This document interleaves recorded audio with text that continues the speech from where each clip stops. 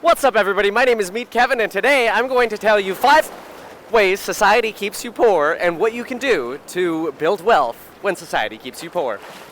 First things first, according to recent research by the Redfin Group, yeah, that's the website you can go to look at houses for sale, it was previously common knowledge that people were staying in their homes for an average of 8 years. Well, that is now up to 13 years, and in some areas like Salt Lake City, the length of time people are staying in their homes has risen to 23 years. Now, initially, you might think this is a good thing. In fact, we're oftentimes told by society that you need to stay in a house for as long as possible to minimize all those expenses like selling costs and maintenance.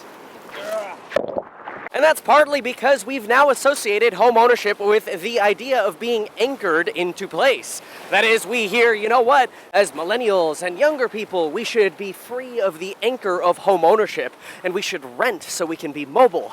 Well, unfortunately for us, this conventional wisdom tends to keep us poor as a society. See, the more often people move and keep the real estate that they bought before it, that is, rather than sell, they turn their prior house into a rental property, their wealth tends to balloon significantly faster than somebody who either stays in a property forever or sells every time they move. So on one hand, it seems like staying put longer helps minimize the costs of moving. You also minimize the wealth-building effects of owning rental real estate and taking advantage of subsidized government loans. That is your typical 30-year fixed-rate mortgage that you can get with 5, 10, 15% down, and with cheaper rates when you're a homeowner instead of an investor. See, a lot of people hear real estate investing and they think, oh my gosh, I'm gonna need 25% down to go buy an apartment building or a house. Yet in reality, the easiest way to get into building wealth with real estate is oftentimes buying the place you live in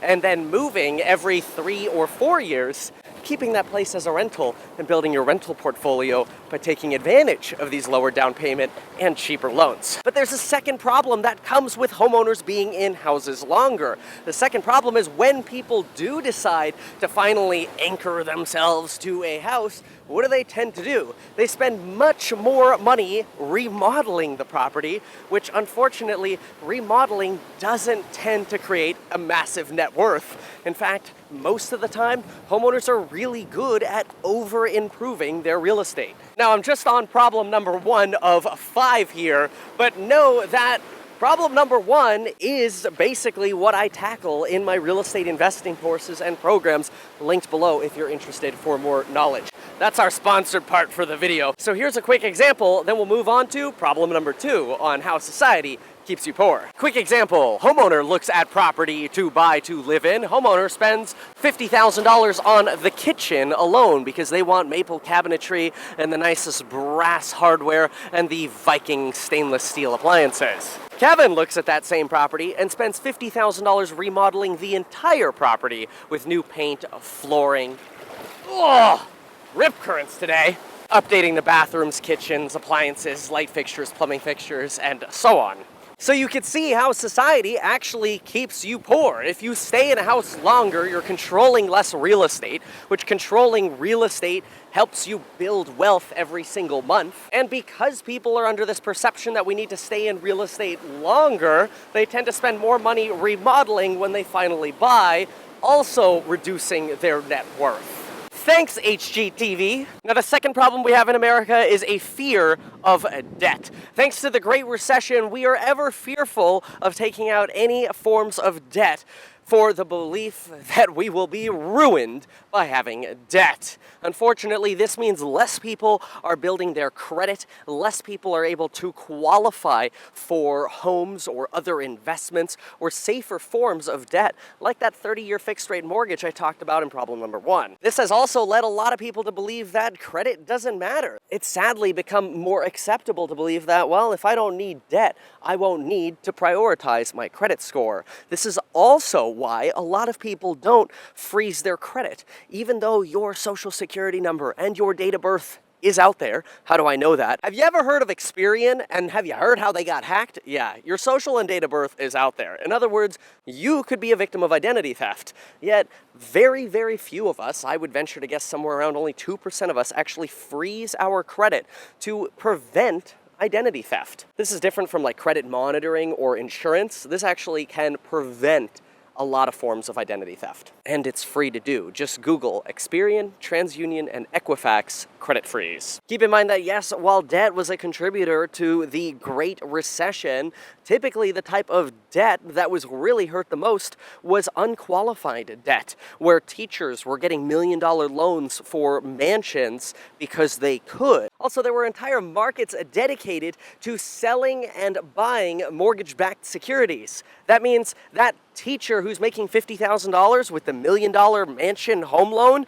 when she stops making her payments, 10 other people get screwed down the line. And unfortunately, a lot of people were taking out these what are known as ninja loans, no income, no job, no assets, or low income, no job, no assets, or some variation of that, like low income, yes job, no assets, and still getting massive loans. People have also stigmatized debt. For example, if somebody says, I own $1 million worth of real estate, and then they say, I have a $500,000 total sum of debt, rather than people saying, dang, you got $500,000 net worth, that's freaking awesome, society generally says, ooh, $500,000 of debt, man, that's a lot. I'm just trying to pay off my credit card that's $20,000 of debt. So for solution number 2, we should consider looking at debt differently. One of my favorite ways to do this is by buying real estate below market value, so that yes, you're getting debt, but because you're buying real estate below market value, you're insulating yourself from a potential crash, aka a drop in market values. The third problem, and I think this one kind of goes without saying, is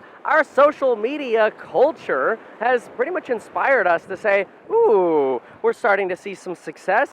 You know what? Let's go buy a Jeep Gladiator or Tesla. I killed it working pest control at Aptiv this summer. I'ma spend my money. Which I will say, if you have not yet seen the video where I went undercover door knocking with Aptiv, you should definitely check it out because it is very realistic to make $100,000 in a summer door knocking and selling pest control. I know because I was able to sell contracts my first day doing it. I'll link that video down below. Now, I'm not necessarily saying enjoying your wealth is a problem. There's nothing wrong with that. I do recommend, though, rather than suggesting, hey, I've saved up some money, let me go spend it all on a van life, maybe it's a good idea to consider investing a little bit first, build a wealth base, and then go enjoy yourself at the beach, where there's really warm water, and there are palm trees, and a rainforest, and really wet microphones.